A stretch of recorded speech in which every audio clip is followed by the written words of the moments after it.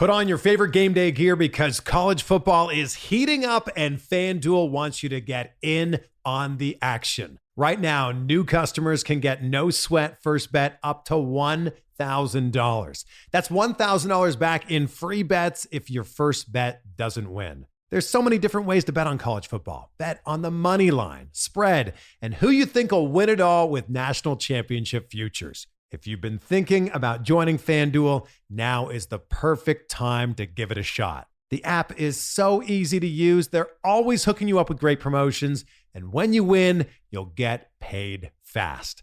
Download the FanDuel app and sign up with promo code BLUEWIRE and get your no sweat first bet up to $1,000 for college football. That's promo code BLUEWIRE, exclusively on America's #1 sportsbook.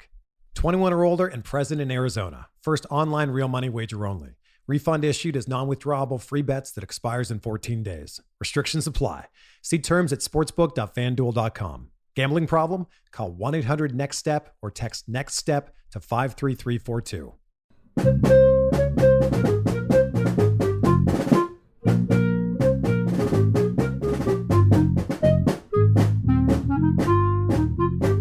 Hey everyone. Welcome to The Final Four is Not on the Schedule. I'm your host, Eric, alongside with expert analyst Rod. Thanks for joining us on the best MSU basketball podcast featuring in-depth recruiting, game matchup, and post-game analysis. We dive deep to give you the best tools to enjoy the Spartans and impress your friends and family. Hey everybody, it's Eric alongside Rod. Hopefully you've recovered from your day gluttony and you're enjoying your Thanksgiving leftovers. Michigan State is fortunately advances after the second round, beating Oregon 74-70 in the second round of the PK85, and they will face Portland in a game that, again, is a struggle because of not having Malik and not having Jaden Akins. And so Michigan State sort of just with baling wire and chewing gum is trying to keep this thing going and rolling. The only good thing you'd say is in our situation is that we're much better off than Oregon, who is missing, I feel like, half their team, most of their guards. They also lost another player during the game through concussion protocols. And so it was a game that I think Michigan State needed, and you can definitely see how our team that I think relies on connectedness more than maybe some other teams had to find a little bit last night, and they were able to. And so I think in that sense it was pretty good. Almost gave away the game at the end, but managed to just hit enough free throws down the stretch to pull it off. And, I guess what are your overall impressions from the game? Well, I think that's a good point to start with is, and I feel this way often about Tom Izzo teams. He talks so much about the connectedness and, playing as a team and all of those kinds of things. And I think a lot of people sometimes, believe he's engaging in coach speak or cliches and there are programs where at least for a while, and sometimes even longer than a while, a guy goes down and somebody else steps in and it's, business as usual. It does work that way. And it's worked that way at Michigan State at times too. But more often than not, and this I will freely admit, this is something I accuse others of all the time, and I may be engaging in a little bit of it myself here. It could be some myopia at work, but it does feel to me like Michigan State often feels absences more than other programs. Although I can think of situations like Nick Ward and Josh Langford getting hurt in 19, and it actually seemed to make the team better, not worse. Mm-hmm. But that was over time. I think we're still seeing this group work through what it means to play without Malik and Jaden Akins, and hopefully they won't need to know that feeling much longer with regard to Jaden at least, and hopefully in short order Malik as well. But I would say it took them, maybe 15 minutes of game time last night. Yep. Mm-hmm. And I don't think they ever figured it out against Alabama. Right.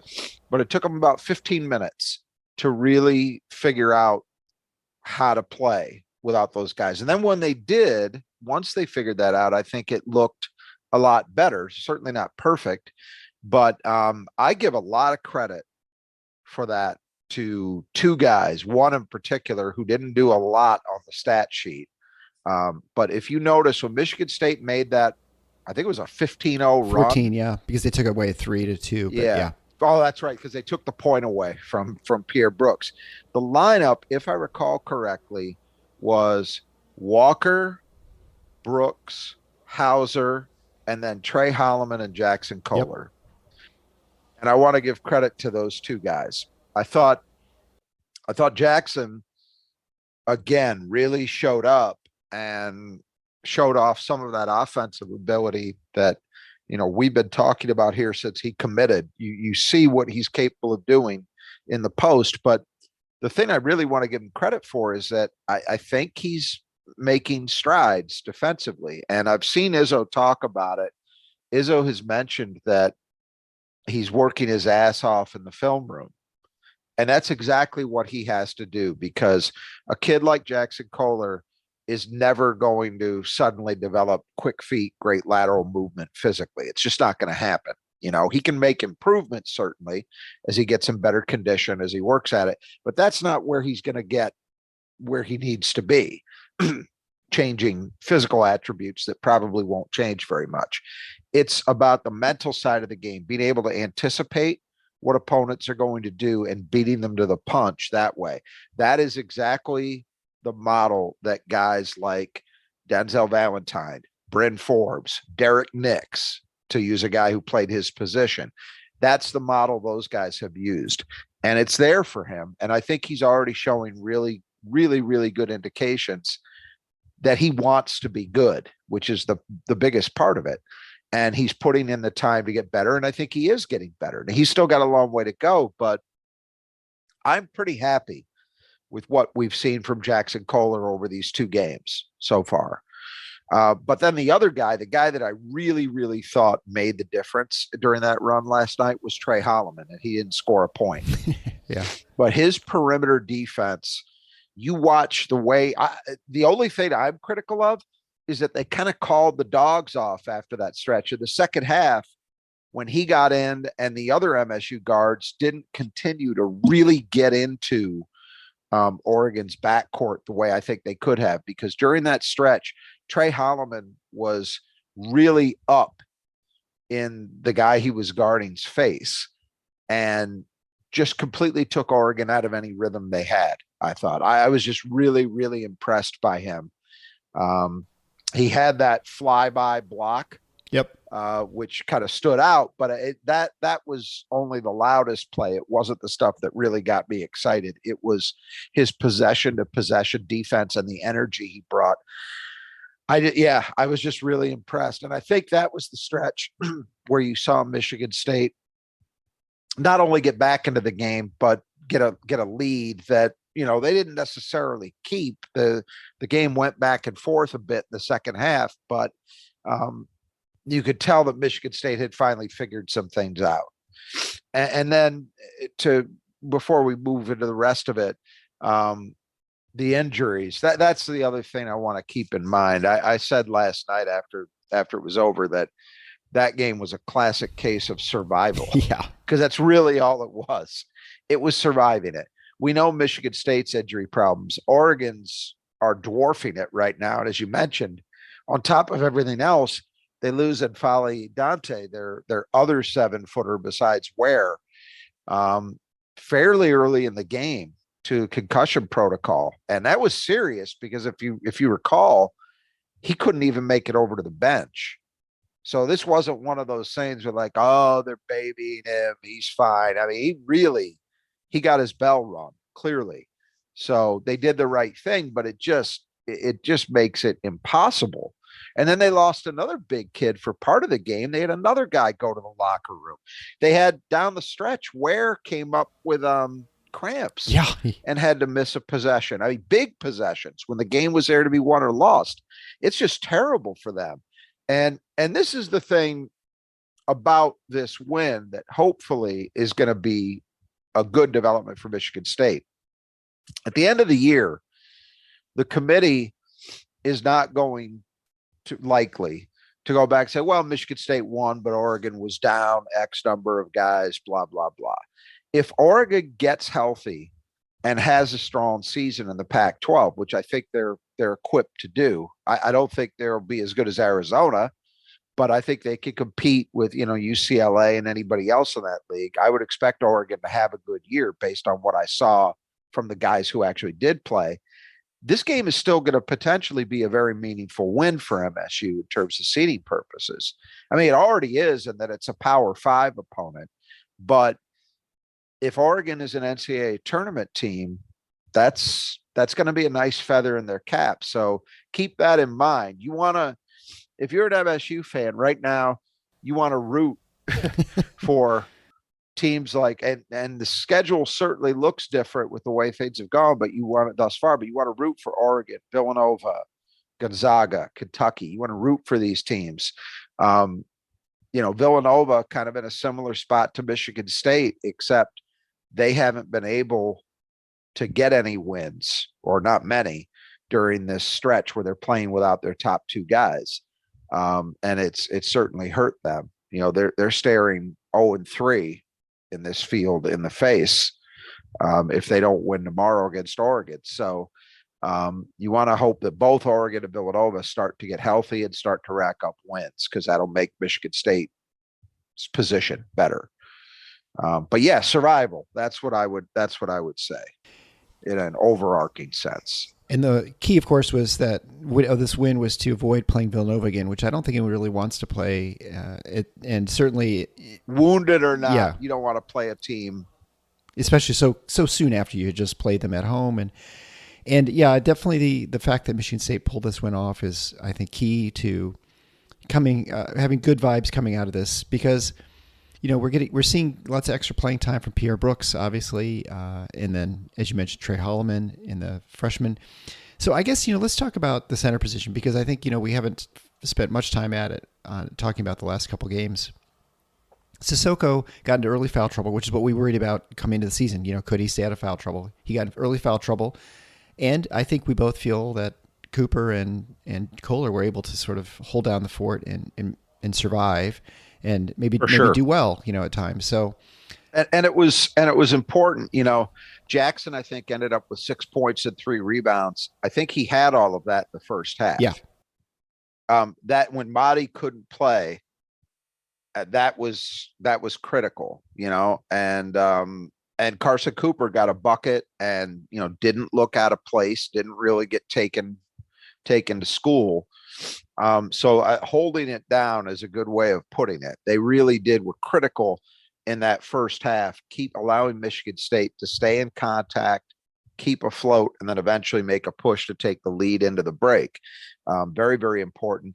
And then I thought in the second half, Madi, the last couple games, I'd say against Villanova and in the game against Alabama, really didn't make much of an impact. And in the second half of this game, he did.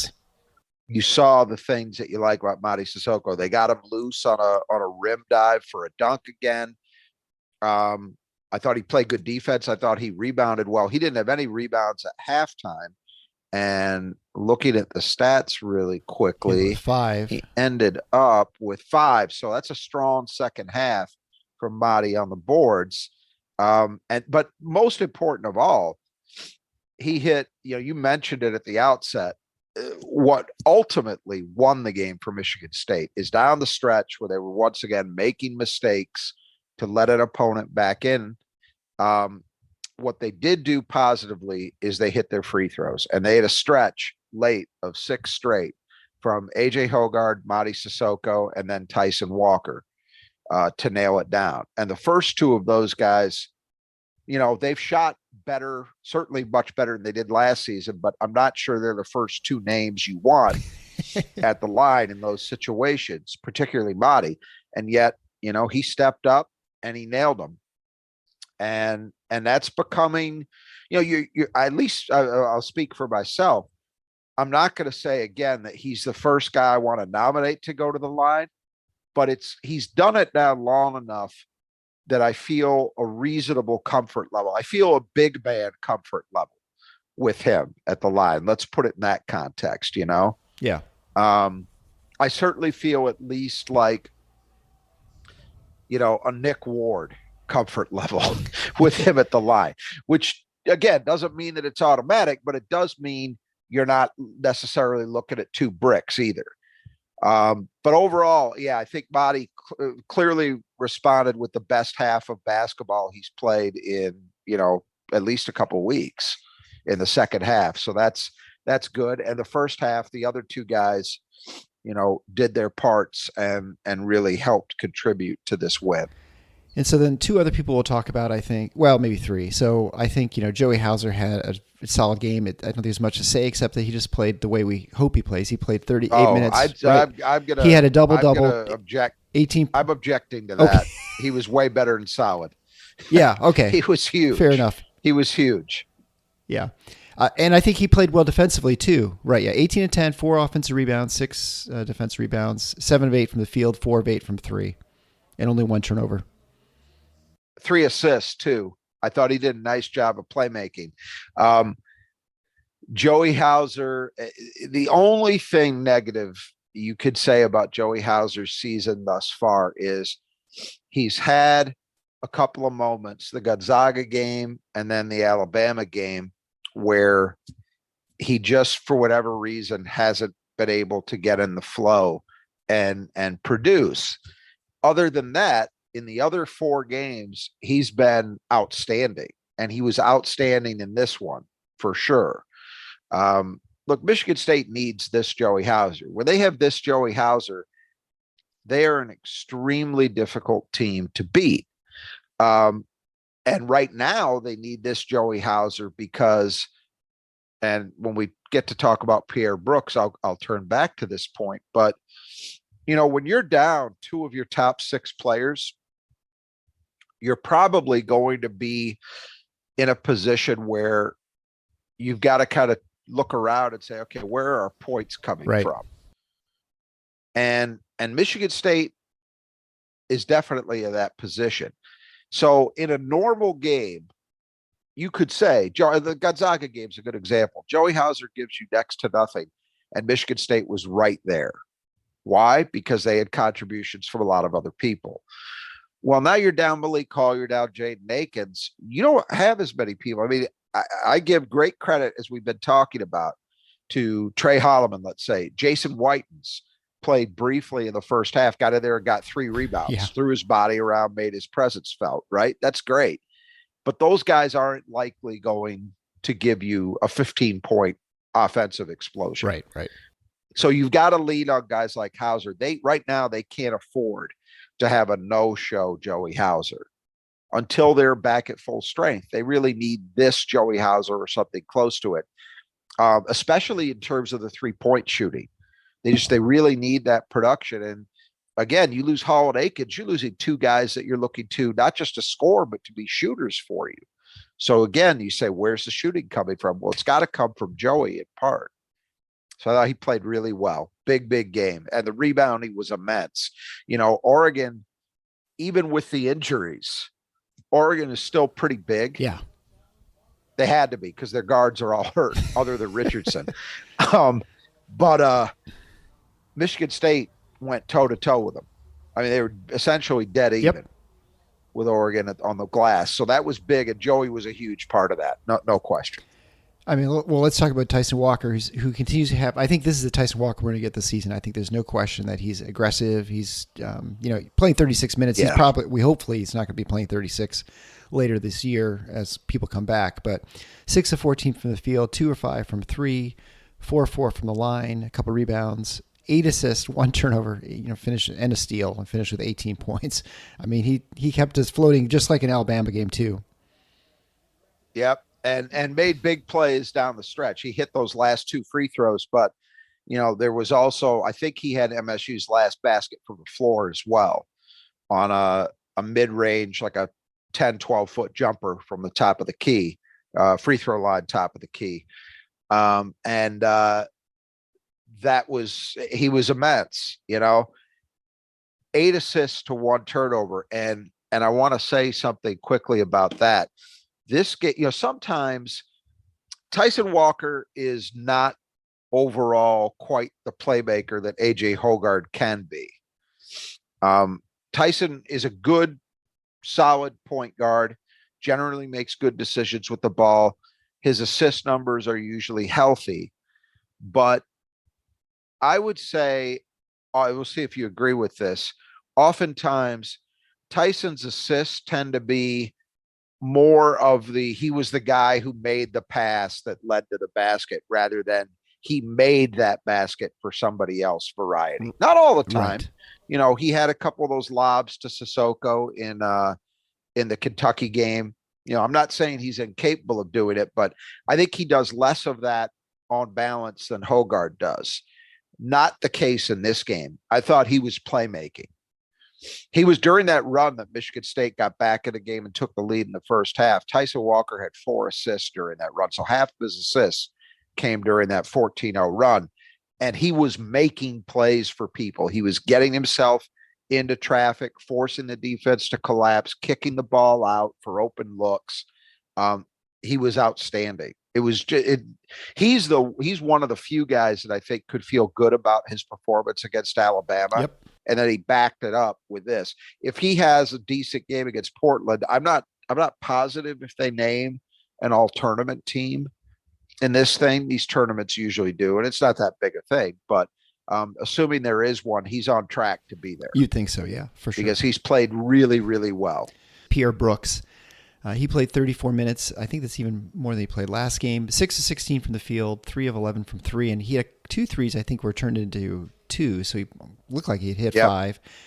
3 rebounds, 3 assists, a turnover, a steal, 15 points, which is a career high for him. I mean, obviously I thought he looked much better defensively. He didn't look as lost out there, and it sort of a tale of 2 games here from Pierre. Yes. Yeah. I'm not going to say it was major steps, but definitely a step forward. And the point production matters right now because, again, I go back to what I said about Hauser. They need points from somewhere, and it's got to be a number of guys. But the problem is you really can't afford any of those guys or many of them to not be figuring it out and finding ways to get you on the scoreboard. So they needed Pierre to step up offensively, and he did. I think it's a shame he had those, if those 2 shots had counted as threes, he would have been 5 for 11, or I'm sorry, 5 for 13 from 3, which would have looked a little better than 3 for 11. But regardless, he gave MSU production from the arc where they needed it. Defensively, he took a charge, which might be the first time I've seen him do that. And look, let's be fair. Oregon didn't have the personnel to test him, certainly the way that Alabama did with Brandon Miller. But I'm not going to say it was all that. I think Pierre did play better. The one unfortunate moment was late where he got switched on to Richardson, and Richardson ended up, using his dribble to create space against him to get a 3. And that was at a critical point of the game, but I don't put that on Pierre. And the reason I say that is unless that was just a botched segment from Michigan State's players, and I don't think it was, MSU's philosophy is generally to switch. They switch everything. And when they've got a great center like a Xavier Tillman, they'll even switch all 5. That would have been a moment where if it was me, I wouldn't have had switching. Richardson was the one guy who could kill you. You knew that. And by no matter what you do, you don't want to give him a look at a 3. And so to me, you put Tyson Walker on him, or maybe if you have Trey Holloman in there, one of those 2 guys, and you say you don't switch. You've got him, period. And Oregon got a switch. And it's just not Pierre Brooks's wheelhouse right now to be dealing with a guy like that. So I just know he's not going to be capable of getting a stop, most likely. So I don't put that one so much on him. But other than that, I thought he held up pretty well defensively. I thought his effort level was better. And so a step forward. Again, nowhere near the finish line where he needs to be, but progress, definitely. And finally, let's talk about A.J. Hoggard, who played only 28 minutes. It's 2 of 7 from the field, 0 for 2 for 3. He hit some really big free throws on the end, so that was very good positive. I mean, shooting is pretty good. 3 rebounds defensively, 3 assists, 3 turnovers, 9 points. Boy, he just didn't look like he wasn't interested in being there during the game. So I don't know. I mean, I don't understand it. I don't understand it because you watch him when he's on the bench and he's engaged. So it's not like, there's something really going on. It's not that. But you're right. On the floor, these 2 games, he has, and really, I'm going to be honest about it. He's yet to have a game this season. The closest he came was Villanova, where I thought he played very well, but then in the end game segment was awful. Well, we saw that again. That turnover that allowed them to get it to, did they get it? Did that bucket get it to 1? Well, because it was an and 1, right? I think it got down to 2, but yeah, where he just kind of threw it away. Yeah, just terrible. I mean, you have 3 timeouts. You're the point guard. You don't get to say, "Oh, I panicked." You can't do that. It's on you.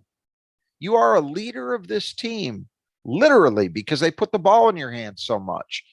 And I don't even feel like he's been playing particularly well defensively either. So, that's the thing.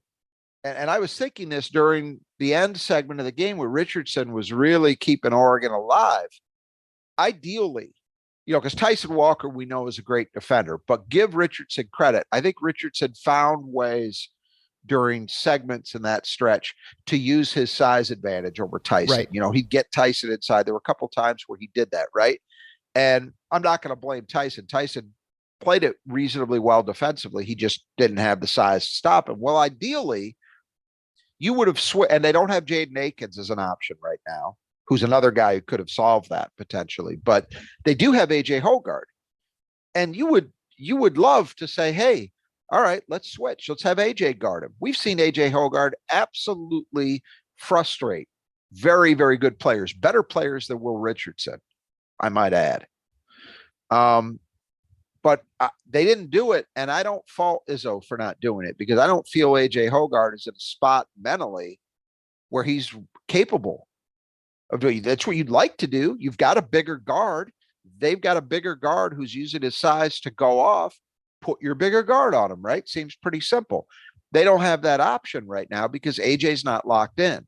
He's got to find himself mentally here. Yep. Because they need him. And I'm not even just talking about surviving this little injury thing.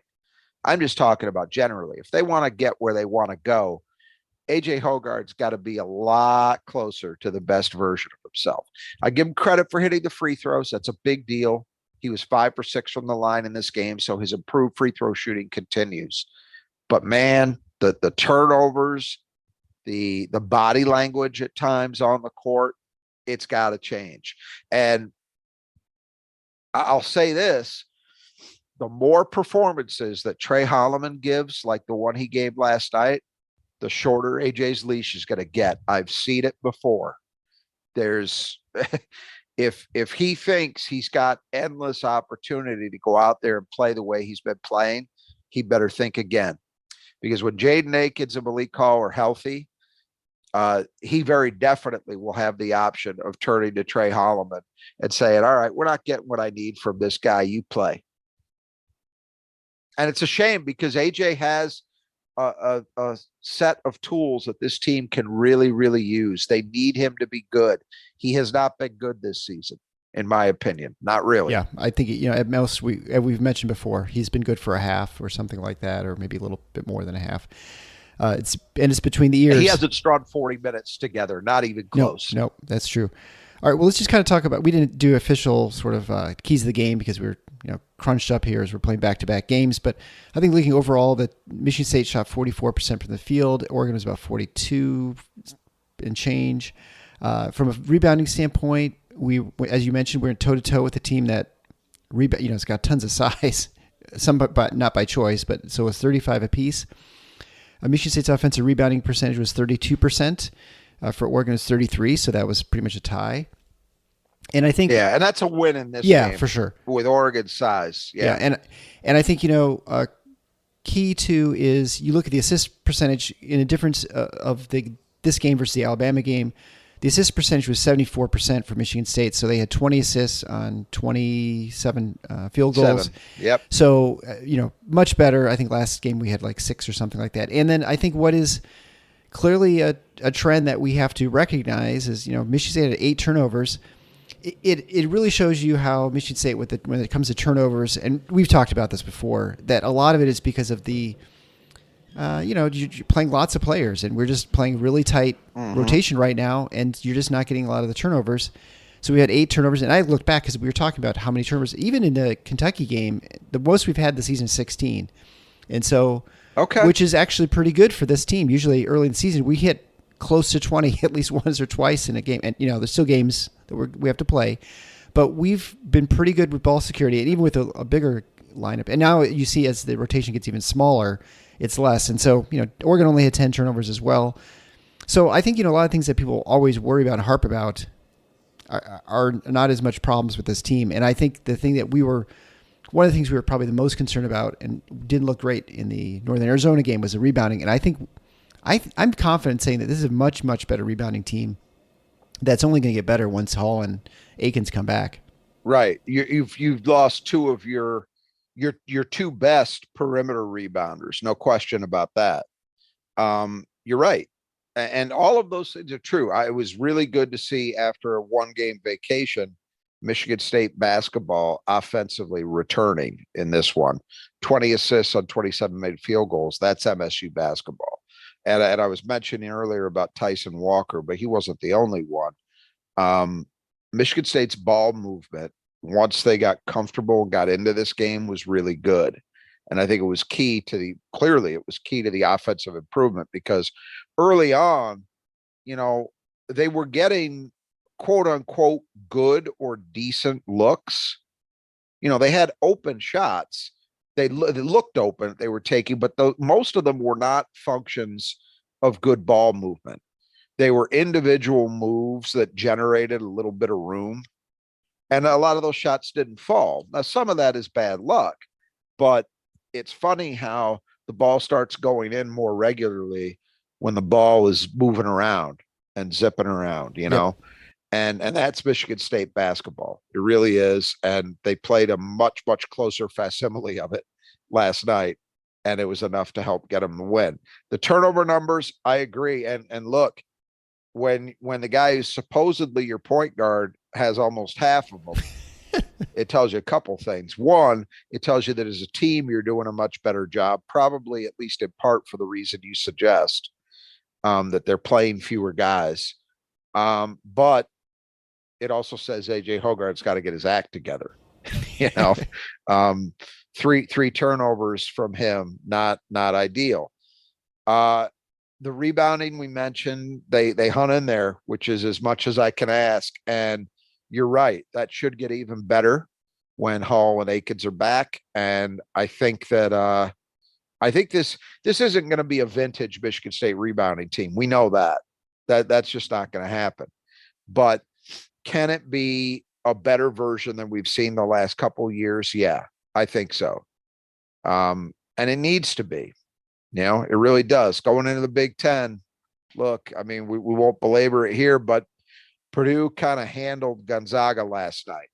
Yep. We've seen other Big Ten teams play well. We talked about it the other night, and we're probably going to continue to talk about it. Right now, the good news is Michigan State is going to have a ton of opportunities for good wins and not a lot of opportunities for bad losses coming up, because the Big Ten is checking in better than people expected. The bad news is they got to play all those teams. So anyway, but rebounding's it's got to stay a focus. In the league, you're going to have to do the job on the defensive glass, and they did a reasonable job of it last night, and actually a reasonable job given the circumstances, even in the loss against Alabama, I thought. So there hasn't yet been a game where you've looked at least for me, where I've looked at it and thought, boy, that's where it was won and lost. You might be able to say the second half against Gonzaga, it contributed significantly to the loss, that Timmy was able to really kind of take over on the offensive glass, because when Madi was out, they just didn't have an answer. But that part's changing too, because now when Marty's off the floor, we're seeing Jackson Kohler. We talked about it in the last game, and it was the case in this one as well. Jackson Kohler, not the biggest guy, certainly not the most athletic guy, but he's got a knack for it. Yep. You know, maybe similarly to the way Joey Hauser has a knack for it, you know, but they're getting it done. I would also say, obviously we touched on this, but I'm getting to the point that I'm believing, and I haven't looked at let me take a quick look. I can find out what the season number is, but I'm getting to the point that I'm just about ready to declare this to be a good free throw shooting team. Yeah, I think you're right too. And I think so on the season, they're 75.5%. That's good enough for 68th in the nation. Pretty good. And if that's going to, last night, 11 for 12, 6 of those came in the last, minute and change. Right. So that's a big deal too. I mean, you're seeing some things that, assuming they hold up, are really, really good signs for this basketball team. They can hit free throws, and especially they can hit free throws late. They've been, for the most part, the 2 games that weren't were the first one against Northern Arizona and then Alabama. Other than that, the other 4 games have been, 1 possession late, right? Yeah. In all of them. And they've won 3 of those.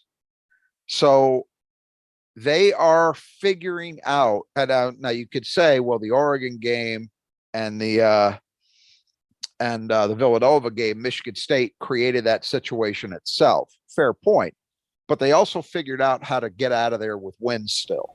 Yeah. And that does matter. So they're figuring out, when they get in the league play, and we know this historically, and not that it happens every night, but Big Ten games, for a variety of reasons, are generally going to be played, for the most part, in fairly tight windows. You don't have a lot of 20-point,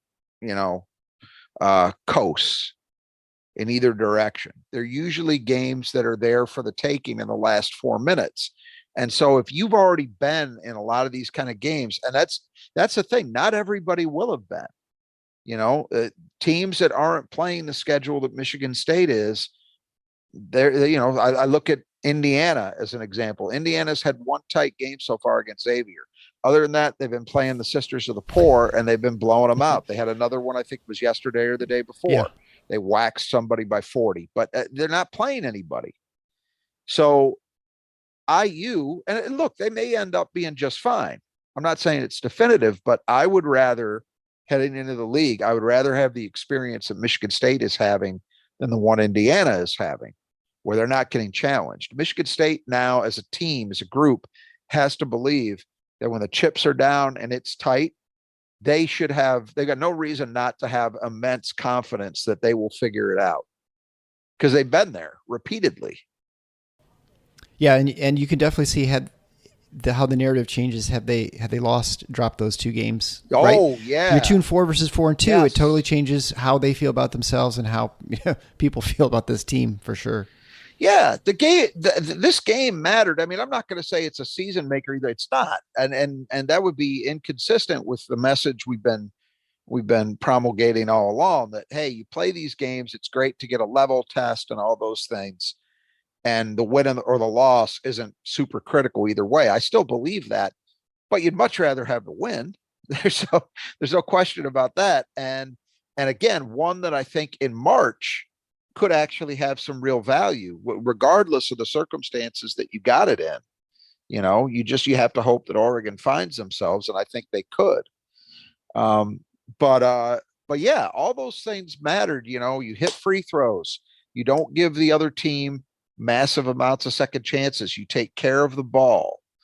You move the ball offensively. Defensively, I guess. Yeah, I mean, Oregon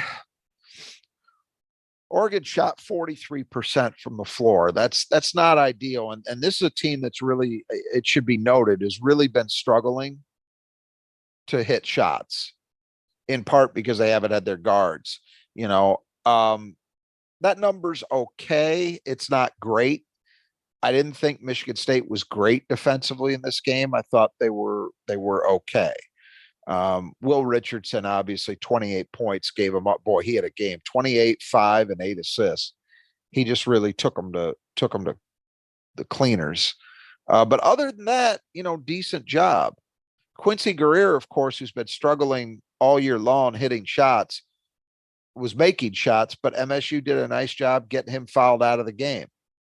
And honestly, I say that not even the least bit facetiously. The last 2 fouls Michigan State earned. Yeah. Oh, for sure. On him. They were definitely fouls. Yeah. So, and kind of caused them. So I think that was critical, but yeah, if you're looking for a negative, I guess that would be one that I didn't think they did a great job defensively. Again, especially with Richardson, if you had a full complement of your players, boy, you would, Jaden, you would have loved to have had Jaden Akins in that game to put on that guy. But you also have AJ Hogard, who just isn't up to it right now. That's got to change. Well, definitely, without a doubt, if these teams meet in March, it'll be a totally different game. Assuming that they get a lot of their players back. Many of them have foot injuries. Rod, did you know that? Actually, it turns out. Yeah. Did you see that list for all the people who want to talk about this is a systemic problem at Michigan State? Well, I looked at Oregon's list and there were 3 guys with foot injuries. I know. They had a bunch of guys in boots too. So I thought this was a Michigan State thing. Now maybe I will go this far. If you want to go down the incredible, unending, unyielding human need to find a reason. Yes. For things that sometimes may not have one. One road you could go down is the quality of Nike's product. I don't think Nike would enjoy that. The guy who this tournament is being held to honor would not like that.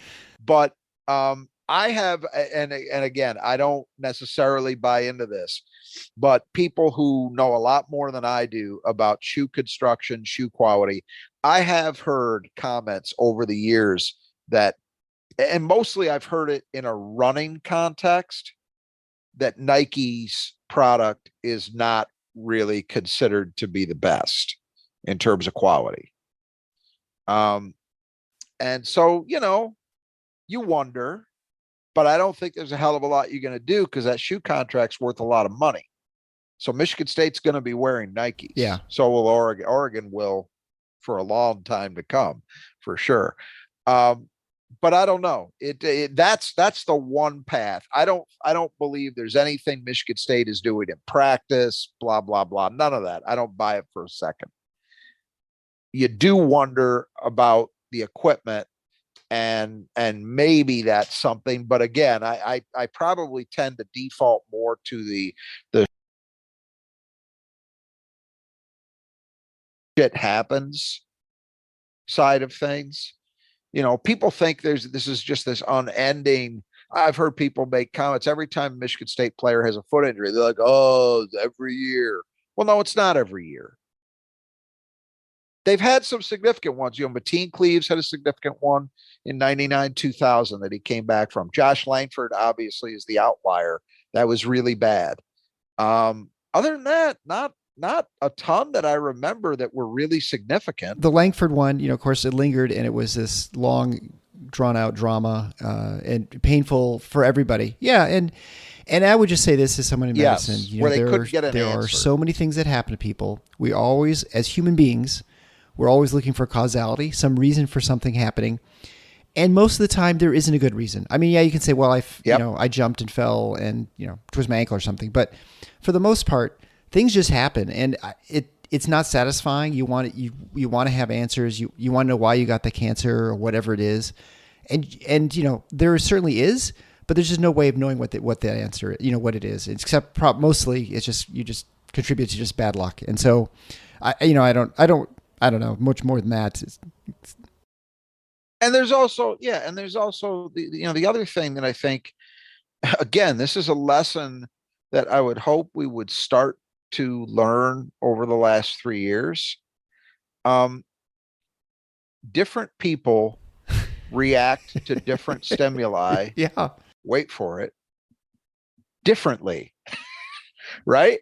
And there's no, and there's not always, it's not as simple as saying, oh, well, this person was, clearly more susceptible to a bad experience because, to their bone in their foot, their metatarsal fracturing because of A, B, or C. Is we don't know. It just happens. Different people can react differently to different stimuli. It's life. And I know people don't like to accept that, but you put it very well. The unending human search for causality. That's what it is. We need to have something to blame and then say, okay, well, we can fix this. It's that need for control. You got to let go of that, people. You got to let go of that. Sometimes, yeah, you should certainly take a look at when things happen to see if something like that applies and there's something that can be changed, something that can be fixed. But oftentimes in life, there just isn't. That thus ends our philosophy segment for today's podcast. But really, I believe that so wholeheartedly and in all kinds of aspects of life. And this is a very small stakes one for us, not small stakes for the athletes, but small stakes for us. But things happen. It doesn't mean there's something that can be fixed or controlled. It just happens. You know that better than I do because you work in a field where you see it every day. For sure. Yeah. And I see all the crazy things that happen. But well, let's talk about things that we have a little more control over. And that's the next matchup is against Portland. And University of Portland will get this fifth place game. I think this is a challenging. This is a good team that they ran North Carolina right to the end. They had North Carolina on the ropes. They beat Villanova. They're going to be playing on their home campus in their home gym, so they have a lot of innate advantages here. I think however this game turns out. I want to talk about that for a second before we move on. I did not full disclosure. I did not actually see either of Portland's games in this field. Did you? I did not. I just saw the score and I saw that they were up and they were, I think Carolina finished a 9-0 run to finish them off. I think that. So I don't know what the turnout has been for Portland, but I wanted to speak about last night's game just for a second before we leave it. I was, and I'm saying this as somebody who lived on the West Coast and has ever since then, for the last 30 years, told anybody whenever this would come up, if you are a Big Ten fan, you're a Big Ten alum, you have a perception of what college sports means that does not translate in the slightest to the Pac-12. Yeah. But even having said that, I was shocked by the lack of a turnout in that game last night for Oregon. I understand Portland is not Eugene, but I've made that drive multiple times in my life. It's not that far. And I will also say, I'm going to assume there are a ton of Oregon alums in Portland. Put it in a Michigan State context.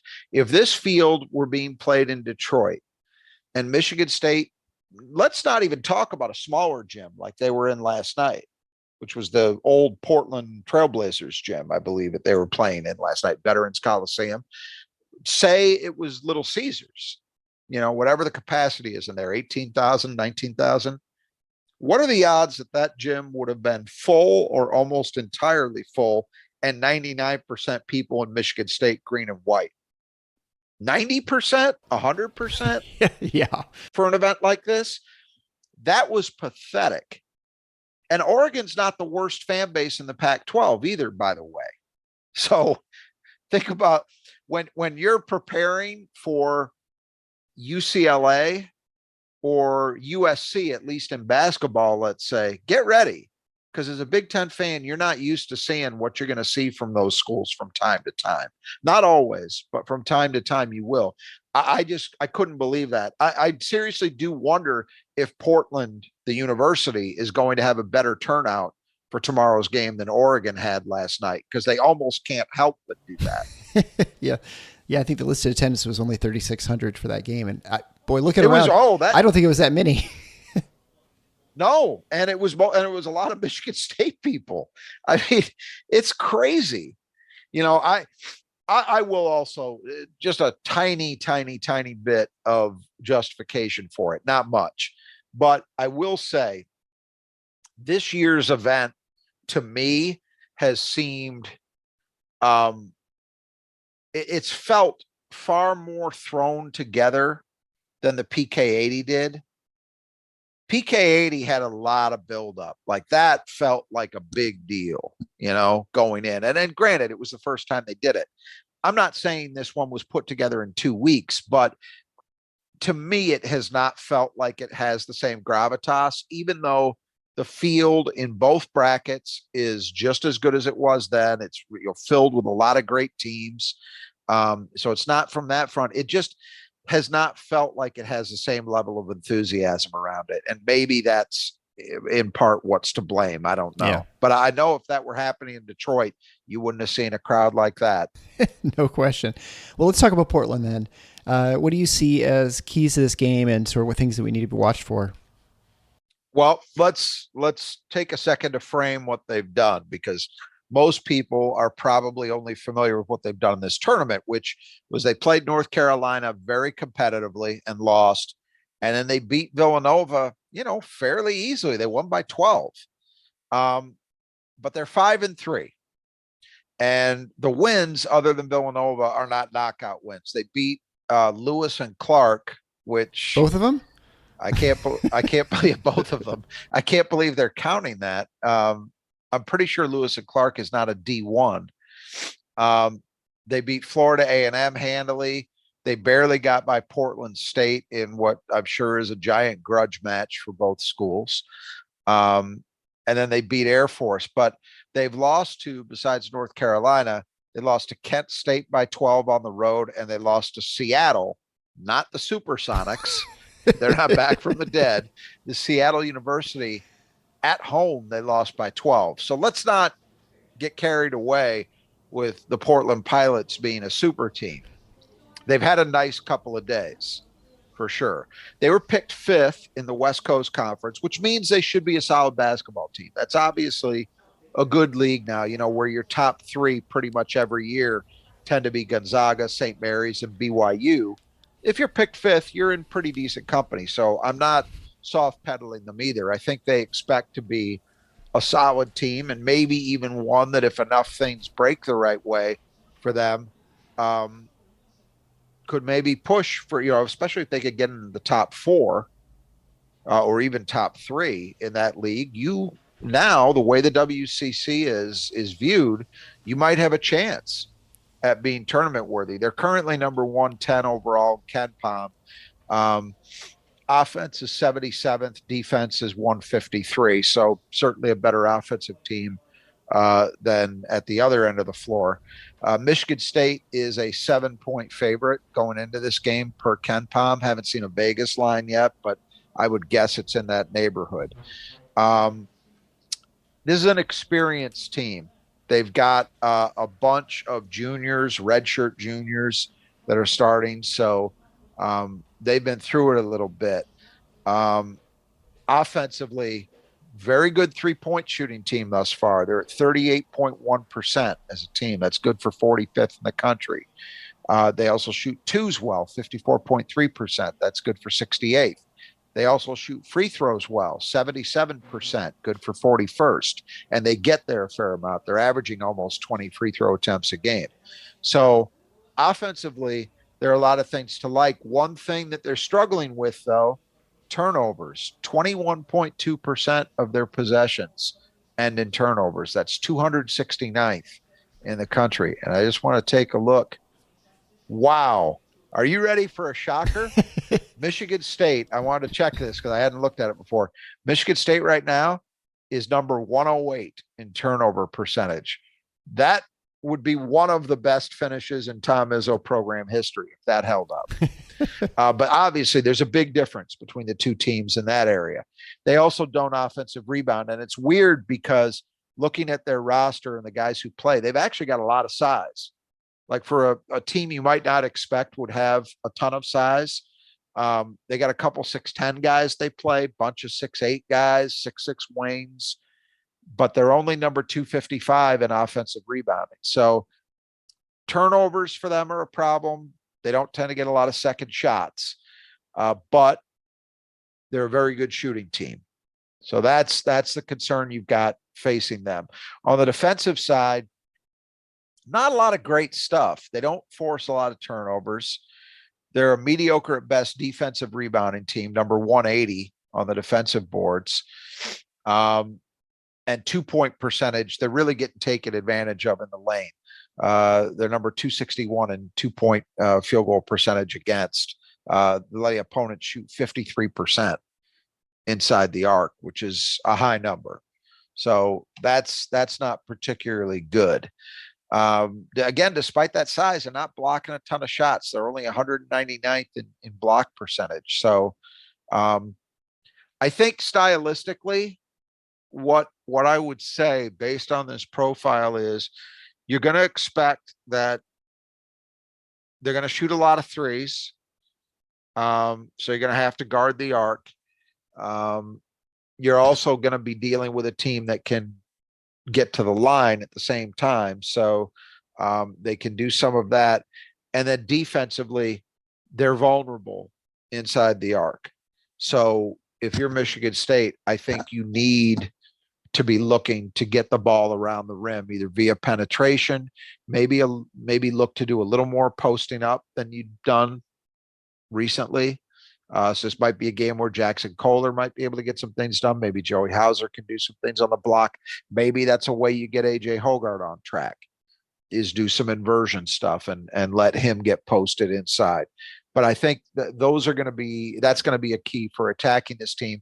And then you'd also hope that there'll be a turnover gap again, which is funny to be saying for Michigan State, but and I will say last night's game with only 8 turnovers, they didn't really have a big gap. I think Oregon only had 10. Yeah. So it's not like that was an area where MSU ran away from them. But in this game, you would hope that you could do that. And then Michigan State really needs to control the glass at both ends. And I think there should be an opportunity for that. Portland doesn't do much on its offensive boards, and they've struggled a bit to keep opponents off the offensive glass. So that's what you would like to see. But overall, look, I would much rather be playing this team because you didn't want to play Villanova twice, regardless whatever Villanova is going through. You didn't want to see that. At least I didn't want to see it. And yeah, I think that's those are really kind of the keys in this game. You got to find a way to limit what they do from 3. Defend without fouling excessively, control the boards, hopefully have a bit of a turnover gap. And then I think attacking them inside the arc as opposed to overly relying and settling for a lot of threes. I think those are things that are going to be a key to getting the victory. Just some names for people to maybe pay attention to.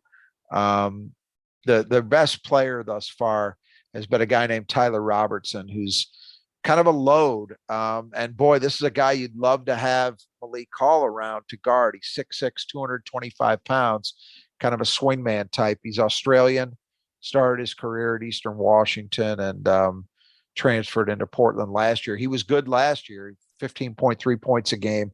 This year he's up to 16.5 16.6 at this point. And yeah, he's definitely a guy that is capable of scoring both from the arc and inside the paint. So he's the main guy you've got to worry about. And another guy, their power forward, Moses Wood. Both these guys are juniors, by the way. Moses Wood is a 6'8", 210 pounder, started his career at UNLV. And he also played last year at Portland, so he's in his second year there. I mentioned they're kind of an experienced team. He averaged 14 points a game last year, and he's scoring 15 a game so far this year. So, yeah, those are the 2 main names that you've got to pay attention to. They also, not unusual for this conference, the WCC has to be the nationwide leader in recruiting foreign-born players. I mean, I'm looking up and down this roster.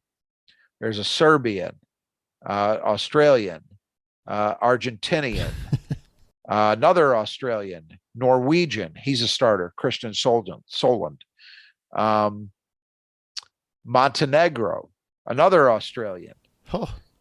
So you get the idea. There's a heavy foreign presence, and Gonzaga certainly was a pioneer in that area in the WCC, and St. Mary's, particularly with Australians, has followed that lead, and they tend to get a lot of foreign-born players as well. So Portland very definitely has the feel of a typical WCC team. Those schools tend to be very active in recruiting foreign-born players, and Portland's no exception. Well, this game, fortunately, we get a day's rest, which will help a lot for our depleted team and all the minutes we've logged. And for the fans, we're not going to have to stay up past midnight on the East Coast, folks. Eastern time zone, I should say. It was even a late game for me out here on the West Coast, so it was tough. Do we have a? It's a 4:00. I think it's a 5:30 game time. 5:30 Eastern. They finally there was some confusion on that, whether it was going to be 3:00 or 5:30. Okay, so 5:30 Eastern time on Sunday. So this is a game we hopefully survive again in this tournament. And looking at it right now, we're 4-2. Worst case scenario after the Notre Dame game, that 8-game sort of onslaught, could come out 4-4 would be the worst case scenario, which, assuming we had a full complement of players, people thought that would have been pretty good. So, all things considered, an opportunity to have a really good start to the season. Yeah, I think that, once you get into a season, though, your expectations change. Yes, of course. And Michigan State showed enough that I think now people's expectations would be disappointed a bit by 4-4. I don't think it's that big a deal, because given the situation they're in, you just look, could they lose to Portland? Yeah, sure. But, these are, you just got to play these games, get through them. Look, Notre Dame lost the other night at home to St. Bonaventure. So, and I've seen Notre Dame play a little bit, and I'm not knocked out. That's a game that even on the road, very, very winnable, even if you're still shorthanded. I'm hopeful that, and actually we should talk about this because we haven't touched on it. Izzo did speak yesterday to Jaden Akins, and they were asking him, could we expect to see him at all in this tournament? And he said doubtful. The main reason he said doubtful is he's putting the same standard into place that he did at the outset of the season with Jaden, which is he's got to practice for 2 straight days without pain for them to let him play. Mm-hmm. And so I didn't hear that he practiced yesterday for MSU. I'm assuming he did not, which would mean he doesn't play tomorrow. But what you can hope for is that they can get him ready for Notre Dame, which I think would be a big deal. So that's what I'm looking for and want to see. What's the point of playing him? Even if he did practice yesterday, I think I'd probably hold him out of this Portland game. Get him. Yeah, get him straight for Notre Dame, and then for the 2 Big Ten games that come after that, Penn State and Northwestern. Those are really going to matter, and you're going to have to get through all of those for sure without Malik Hall. We know that. The best case scenario for Malik is that, maybe you get him back, I don't know, mid-December would be the best case, like 15th, 16th, something like that. And so ideally that means you are fully up and running and everybody's back in the swing of things by the time Big Ten play kicks back in the beginning of January. That's what you're targeting if you're MSU. So yeah, these are games you want to win, but there are other considerations that are coming into play. And yet on the other hand, I know fan expectation has shifted, and now, people are thinking, well, this can be a pretty good team, and they want to get as many wins as they can. From my perspective, if you assume that the teams that MSU has played, and especially the ones that they've beaten, are going to find themselves and be NCAA tournament teams, I think whatever Kentucky and Gonzaga and Villanova and Oregon struggles are, I would still bet on all of them being tournament teams come March. That might change, but for right now, that's where I would be at. And so you can say with some real validity behind it, Sure. Michigan State's already done the work they needed to do heading, this part of the schedule. I mean, they really have, and so what happens on Sunday, what happens in South Bend, I would say the Big Ten games are a little different because you want to compete in the league, and so those matter a little bit more to me. But these next two games, look, I hope they win them. I think they got a great chance to do so, even with the injuries. But regardless, it's not the end of the world.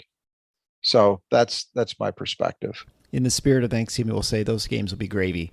So right, exactly. Why don't we wrap up there? Just remind you, if you've not yet subscribed to the show, be sure you subscribe to your favorite podcast player. Please leave a written review and rate us 5 stars. We appreciate it. It helps other Spartan fans find our show. And visit our website at thefinalfoursonttheschedule.com, or if you're lazy, tffinots.com. There you can join our Spartan community for free. Until next time, the Final Four is on the schedule. Go Green.